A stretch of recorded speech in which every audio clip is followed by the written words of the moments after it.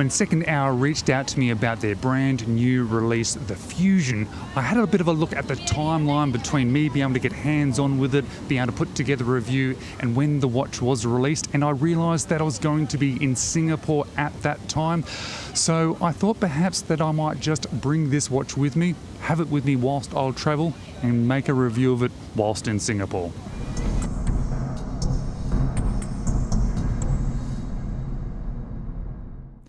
Hello, you're watching James. My name's James, you're watching me, and I am talking about watches, and it has turned out to be the perfect watch to take with me travelling, as it is a design that I can easily wear every single day, but it's also a watch that can be worn in this sort of warm and humid environment. You're probably already aware of the brand Second Hour. It's one of the Australian microbrands that has been around since 2019, and it's already been hugely successful with their releases of their Gin Clear, their Memoir, their Saddleberg, and of course the fan favourite, the Mandala. But this new release, the Fusion, is exactly as the name identifies. It's a fusion between some of these designs to create a sports watch that can be worn every day. You don't actually have to go travelling just to wear this one. And it is set for release on the 31st of October, and they're going to be available in a few different sunburst gloss enamel dials.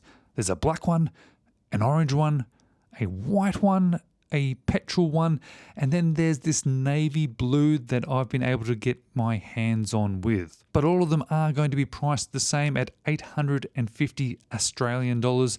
They're all going to be powered by the Miyota 9015, and they're going to be adjusted to 4 positions. They're going to have hardened steel and bracelets, on-the-fly adjustable clasps, sapphire crystals with 6 layers of AR coating, 100 meters of water resistance, and of course, as I kind of expect from this brand, a great set of dimensions because the case is 39.9 millimeters.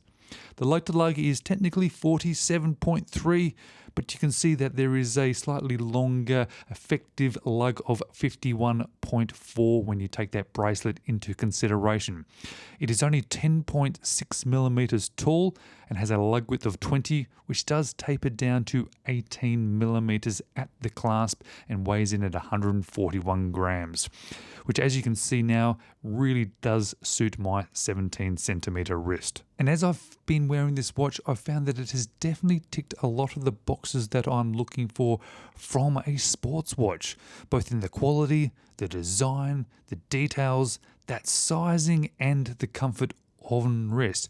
But it's also super legible, starting one of the standouts of the watch for me, and that is those diamond cut hands with a rather unique design.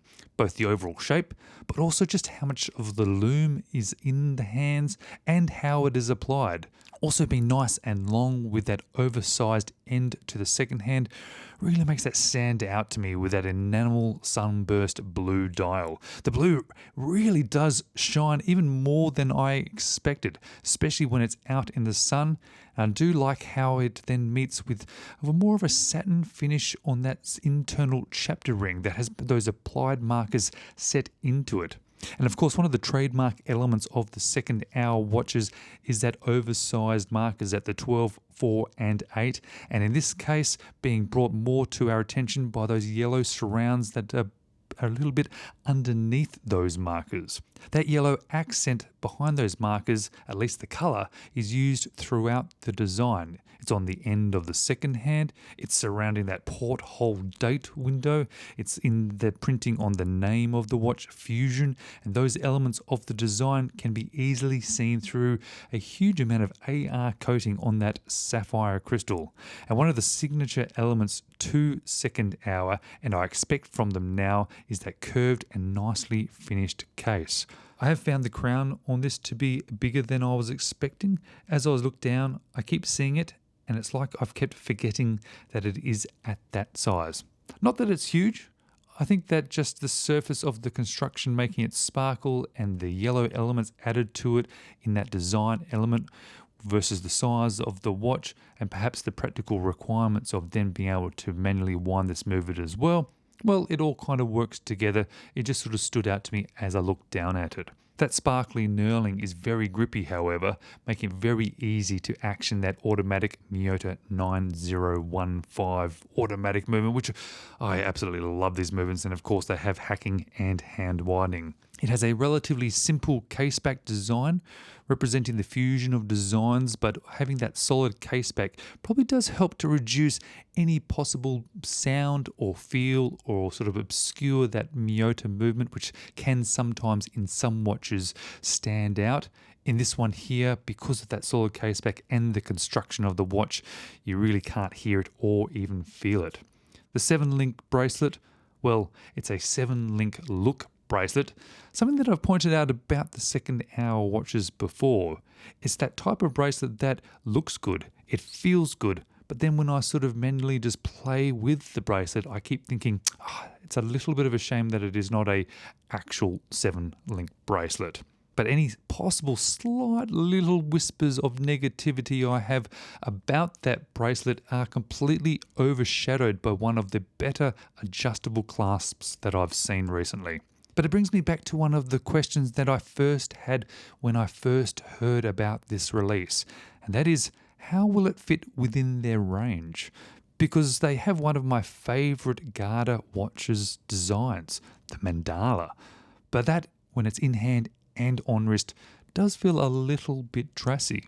They have their Saddleberg, which I particularly like too, and that would easily be an daily driver to wear. But I know it is also a sort of a pilot style watch, and I do tend to lean in a pilot watch style direction.